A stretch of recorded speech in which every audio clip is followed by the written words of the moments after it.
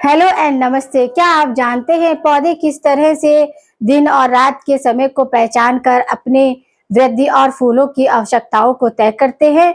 मुझे ऐसा लगता है कि हमें फोटोपेरेडिज्म के के प्रभाव के ज्ञान को अच्छे से समझना चाहिए। इससे यह फायदा होगा कि इसके उपयोग कर हम खेती में उत्पादन बहुत ही अच्छा उत्पादन कर सकने में हेल्प मिल सकती है। तो मेरा नाम है शालिनी राव, मैं डिजिटल बायोलॉजी शास्त्र की डिजिटल रचयिता हूँ। आपको हमारा वीडियो पसंद आए लाइक करें, शेयर करें, साथ ही सब्सक्राइब करें।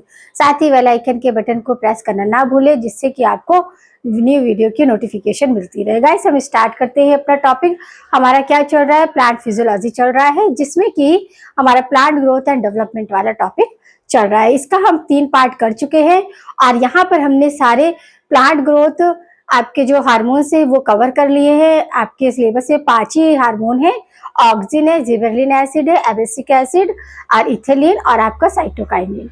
ये आपका अब हम आगे देखेंगे कि कैसे फोटोपेरिडिज्म को देखने वाले हैं कि फोटोपेरिडिज्म का क्या मेथड होता है, कैसे प्लांट इसे यूज करते हैं और किस तरह ये इनके लिए यूजफुल होता है। पेरिडिज्म, फोटोपेरिडिज्म आपका फर्स्ट स्टडी किसने किया था? Gardner and Allard. ये साइंटिस्ट थे गार्डनर एंड एलार्ड, जिन्होंने फर्स्ट टाइम फोटोपेरिडिज्म को आपका स्टडी किया। और किस पर स्टडी किया था? इन्होंने किया था स्टडी आपके मार्गरेट मुमोथ। मार्गरेट मुमोथ क्या है? Muted variety of tobacco. Tobacco family की एक टबैको प्लांट की एक वेराइटी है। कौन सी? मार्गरेट मुमोथ। ये क्वेश्चन पूछा जाता है, इसलिए आपको ये क्या करना है, आपको इंपॉर्टेंट मार्क करना है कि कौन सा है muted variety of tobacco. Tobacco की म्यूटेड वेराइटी है जिसपे किया गया था। अब ये देखिए effect of light on flowering, की मतलब फ्लावरिंग जो इंपॉर्टेंट पार्ट होता है प्लांट का, इस पे आपका लाइट का क्या इफेक्ट पड़ता है? तो effect of plant light on flowering, तो क्या इफेक्ट पड़ता है? अब यहाँ पर मैंने एलडीपी यानी कि लॉन्ग डे प्लांट, जिनको काफी समय तक लाइट चाहिए। एक होते हैं शॉर्ट डे प्लांट, जिनको मतलब 10-12 घंटे भी लाइट मिलेगा तो भी चलेगा। और एक होते हैं डे न्यूट्रल प्लांट, यानी कि इन पे कोई इफेक्ट नहीं पड़ता है सनलाइट इनको कितनी देर तक मिले, या फिर मिनिमम मिले या मैक्सिमम। मतलब जो हमारे एलटीडी है वो मैक्सिमम सनलाइट चाहिए उनको, मैक्सिमम लाइट डे प्लांट है। और एसिडी शॉर्ट लाइट डे, जबकि डीएनए ये क्या है आपका? Day neutral plant. ये इनको फर्क नहीं पड़ता है कि हमारा जो लाइट है वो उसकी ड्यूरेशन ज्यादा होनी चाहिए, मैक्सिमम होनी चाहिए या मिनिमम होनी चाहिए। तो ये कितनी भी होगी उस पर आप एडजस्ट कर लेंगे। तो जो आपका लॉन्ग डे प्लांट है उनको हम क्या बोलते हैं? उनको हम एसएनएफ यानी कि शॉर्ट न्यूट्रल प्लांट भी बोलते हैं। आपका required light more than 12 hour, इनको क्या है 12 आवर से ज्यादा की लाइट चाहिए। वहीं पर आपके शॉर्ट डे प्लांट जो होते हैं वो उनको रिक्वायर होती है आपकी मोर लेस टू 12 आवर। और आपकी डे नेचुरल प्लांट है वो darkness face more than 12 hour, do not effect duration light and dark. मतलब यहाँ पर कोई वेरी नहीं करता है कि हमें सनलाइट मैक्सिमम टाइम अमाउंट के लिए चाहिए या फिर मिनिमम में। तो do not effect of duration light या डार्क। अब यहाँ पर एक्सपेरिमेंट है, देखो कैसे कि ये आपका क्या है टबैको, आपका क्या म्यूटेड टबैको प्लांट है।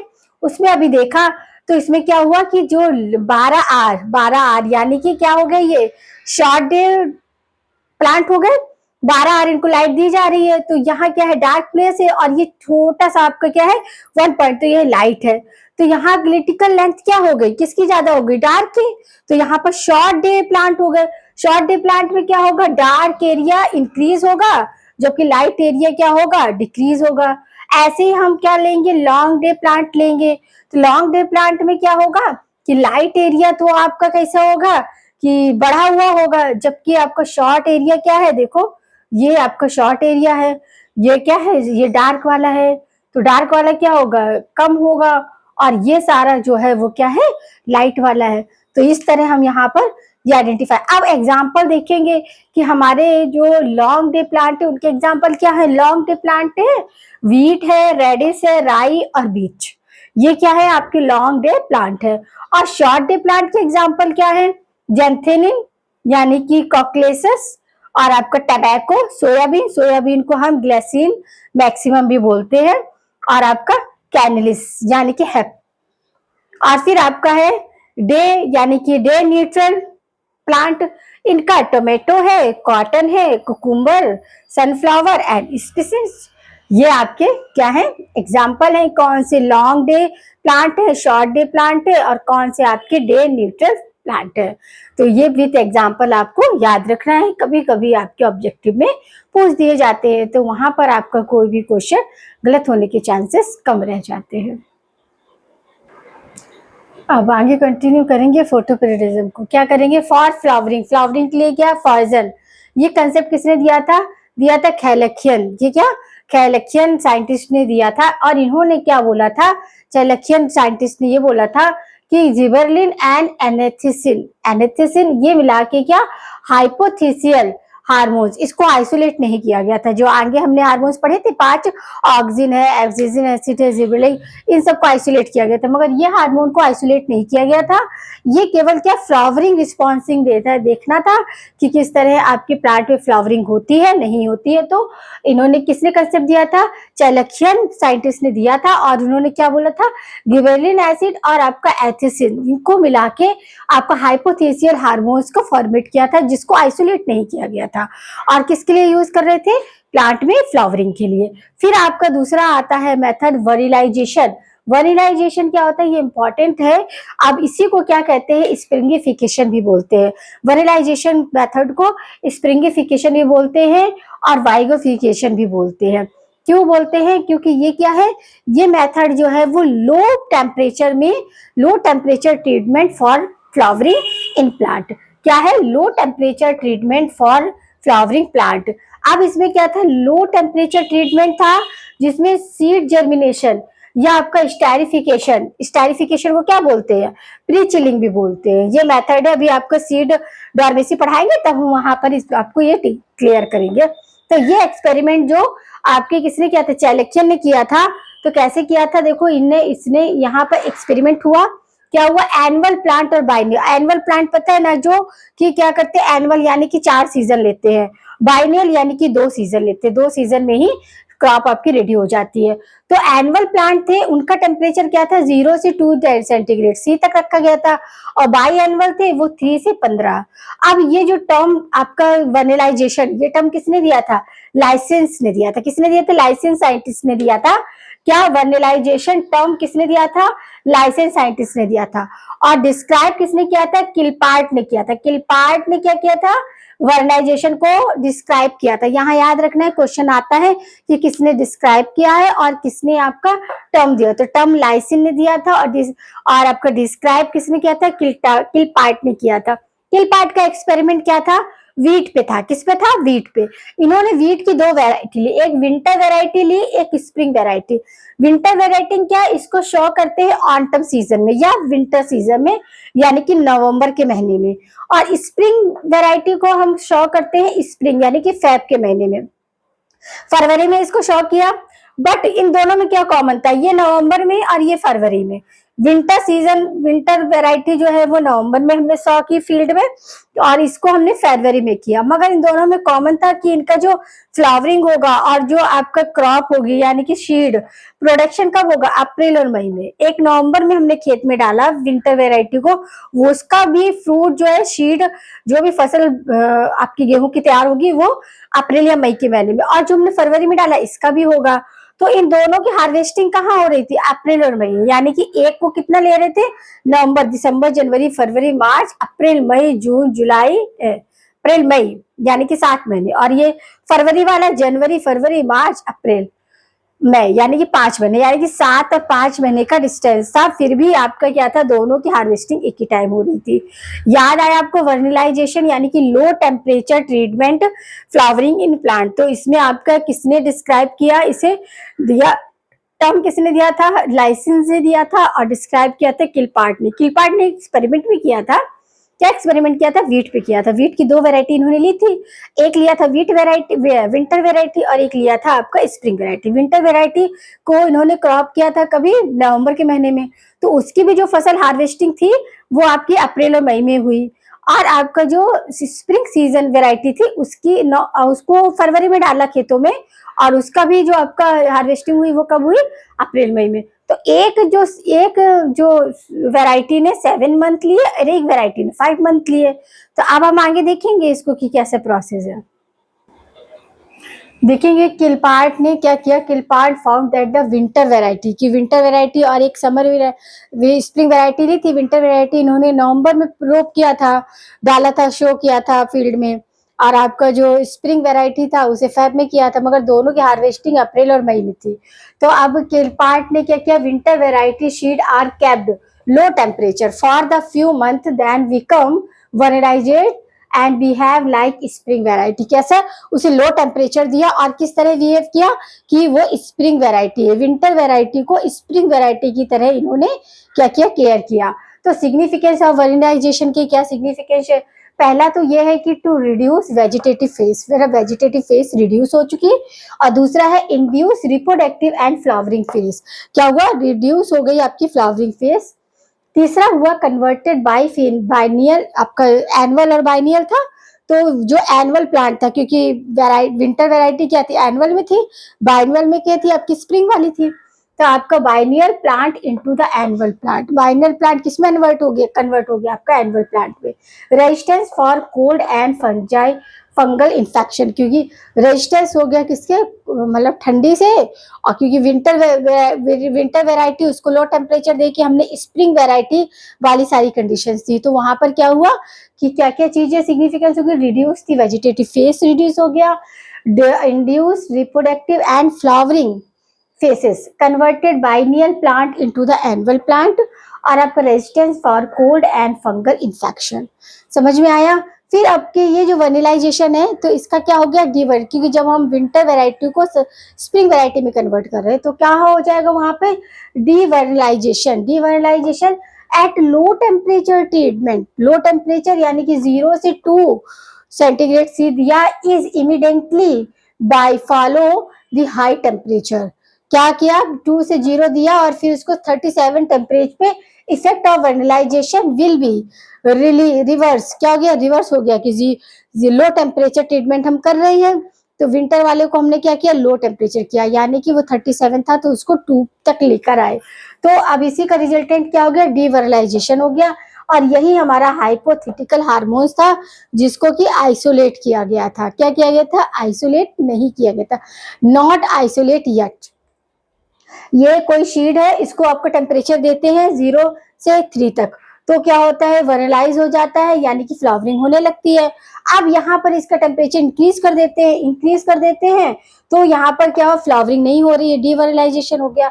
फिर वापस से यहाँ हाई टेम्परेचर था, इसको हमने फिर से लो किया, तो लो किया तो यहाँ पर कौन सी कंडीशन आ गई, रिवर्जिलाइजेशन आ गया, और रिवर्जिलाइजेशन में आपका क्या हो गया, फ्लावरिंग आ गया। तो इस तरह किलपार्ट ने क्या किया कि जो आपका विंटर वैरायटी थी, विंटर वैरायटी का जो टेम्परेचर था उसको लो टेम्परेचर ट्रीटमेंट के अकॉर्डिंग किसमें कन्वर्ट कर दिया, स्प्रिंग वैरायटी में। स्प्रिंग वैरायटी में कर दिया तो उसमें आपका वर्नलाइजेशन कंडीशन में भी फ्लावरिंग हुई और डीवर्नलाइजेशन कंडीशन में भी फ्लावरिंग हुई, दोनों में ही आपके क्या हुआ, फ्लावरिंग हुई। अब इसके बाद हम यहाँ पर एक और इस फाइटोक्रोम एक कंसेप्ट देखेंगे। ये तो हमारा किससे रिलेटेड था, आपका ये फोटो पीरियडिज्म से। फोटो पीरियडिज्म यहाँ पर कंसेप्ट पूरा होता है कि किस तरह फोटो पीरियडिज्म में हमने क्या देखा था कि लॉन्ग डे प्लांट थे, शॉर्ट डे प्लांट थे, और ऐसे भी थे डे नेचुरल प्लांट जिनको कि मैक्सिमम और मिनिमम सनलाइट से कोई फर्क नहीं पड़ता, वो तब भी ग्रो करेंगे, और वैसे ही उनको कोई फर्क नहीं कि हमें ज्यादा देर तक दिया जाए, 12 आवर तक सनलाइट दिया जाए या 12 आवर से लेस देन दिया जाए, कोई फर्क नहीं पड़ता है। तो अब हमारा आता है इसी में फाइटोक्रोम एक कॉन्सेप्ट है, उसमें बच्चे कंफ्यूज होते हैं, तो उसको भी हम यहाँ पर आपको क्लियर कर देंगे। अब देखेंगे हम एक कंसेप्ट फाइटोक्रोम, क्या देखेंगे, फाइटोक्रोम को टर्म किसने किया था, बटलर ने किया था, बटलर ने टर्म दिया था। और ये कंसेप्ट क्या है, हाइड्रिक एंड बैट्रिक का कंसेप्ट है। ये लाइट हार्वेस्टिंग पिगमेंट है, क्या है ये, लाइट हार्वेस्टिंग पिगमेंट है, जो कि ग्लाइकोप्रोटीन हम इसे कह सकते हैं। फाइटोक्रोम क्या है आपका, पीआर फॉर्म और पीएफआर, दो फॉर्म होती है, एक पीआर फॉर्म होती है और एक पीएफआर होती है। पीआर इनएक्टिव और ये एक्टिव, दोनों ही एक्टिव फोर्स होती है, responsible for flowering in short day plant के लिए ये रिस्पॉन्सिबल होती है, जबकि PFR जो होता है वो लॉन्ग डे प्लांट के लिए फ्लावरिंग रिस्पॉन्सिबल होती है। और आपका क्या साथ में सीड जर्मिनेशन क्या है, PR फॉर्म है जो कि responsible for flowering short day plant में, और आपका PFR है जो कि responsible for flowering in long day plant and seed germination. ये दोनों ही कंडीशन PF एंड PFR दोनों ही क्या है, इंटर कन्वर्टेबल है। क्या है, इंटर, जब जरूरत होती है तो PF PFR में कन्वर्ट हो जाती है और PFR जो है तो PR में कन्वर्ट हो जाती है। इंटर कन्वर्टेड दोनों रिएक्शन है। फिर ये रिवर्सिबल भी है। ये यहाँ पर देखो PR है, PFR है। PR जो है आपका कितना फाइटोन ले रहा है, 660 नैनोमीटर, जबकि PFR क्या ले रहा है, 720 ले रहा है। और क्या करता है, एब्जॉर्ब रेड लाइट, दोनों ही एब्जॉर्ब रेड लाइट को करेंगे। एक ड्यूरिंग डे टाइम में होगा और एक ड्यूरिंग डार्क टाइम में होगा। दोनों ही कंडीशन है डे और डाई। और ये क्या होते हैं, इंटर कन्वर्टेड भी है, चेंज भी हो जाती है डे से लाइट में और डार्क से डे में। ड्यूरिंग डे PR से PFR तो क्या हो, एक्यूमुलेट और PR क्या होगा, कैसे होगा, ज्यादा होगा एक्यूमुलेशन। और आपका डार्क में क्या होगा, PR PF से एक्यूमुलेट होगा PR। समझ में आया कि डार्क में आपका जो होगा PFR जो है PR में कन्वर्ट होगा और डे में क्या होगा, PR जो है PFR में कन्वर्ट होगा। अब जो आपका PR या PF कन्वर्जन जो होता है PR से PFR, ये कन्वर्जन जो है वो स्लो प्रोसेस है, जबकि आपका PFR से PR ये फास्ट है। दोनों में ही डिफरेंस है, एक फास्ट है और एक क्या है, स्लो है और रिवर्सिबल है, और दोनों क्या है, इंटरचेंजेस है। अब देखो इसमें एक्सपेरिमेंट है कि PR जो है बड़ा होगा तो आपका क्या होगा, PFR भी बड़ा होगा और आपका क्या, शॉर्ट डे प्लांट में, जबकि PFR बड़ा होगा तो आपका लॉन्ग डे प्लांट होंगे। समझ में आना चाहिए कि देखो ये है आपका, ये आपका क्या है, शॉर्ट डे प्लांट में क्या होगा कि आपका PFR कम होगा और PTR ज्यादा होगा। ठीक है, और इसी के उल्टा आपके LPR में क्या होगा, PFR ज्यादा होगा और PR क्या होगा, कम होगा। तो ये आपको याद रखना है, PR और PFR ये दो क्या है, सिंबल्स है, एक्टिव है, जिनमें आपका फाइटोक्रोम कितना होता है, 720, और एक में आपका क्या है, 660 नैनोमीटर है। रेड लाइट को एब्जॉर्व करते हैं। दोनों इंटरकन्वर्जन आपकी रिएक्शन है, इंटरकन्वर्जन एलिमेंट्स है। PR जो है PFR में कन्वर्ट हो जाता है और PFR PR में भी हो जाता है। कैसे, आपकी कन्वर्जन ऑफ आपका क्या होता है, स्लो प्रोसेस है और फास्ट प्रोसेस है।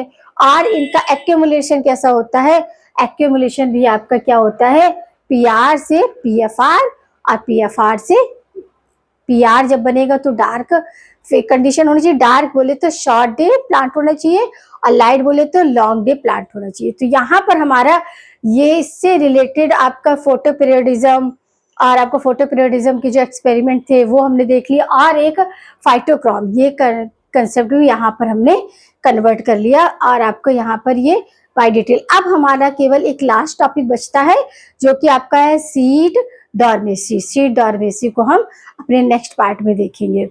तो आपको ये सब, आप ये से देखोगे, इसे एक्सपेरिमेंट को समझोगे कि कहाँ PR है, कहाँ PFR है, कहाँ पर आपका किल बार्ट का भी वो देखना है आपको एक्सपेरिमेंट की, आपका विंटर वेराइटी और आपका आपका स्प्रिंग वेराइटी। विंटर वेराइटी में फिर लो टेम्परेचर ट्रीटमेंट किया, किस तरह किया, कहाँ पर किसको कांस्टेंट किया, किसको क्या किया, लो टेम्परेचर से हाई पर लेके गए, वर्नलाइजेशन हो गया, फिर टेम्परेचर को क्या कर दिया, लो कर दिया, तो फिर से फ्लावरिंग होने लगी। वर्नलाइजेशन से क्या हो गया, डीवर्नलाइजेशन हो गया। तो ये सब चीजें आपको कंसेप्ट थोड़ा थोड़ा याद रखना है, और बाकी सब आगे आपका नेक्स्ट है सीड डॉर्मेसी।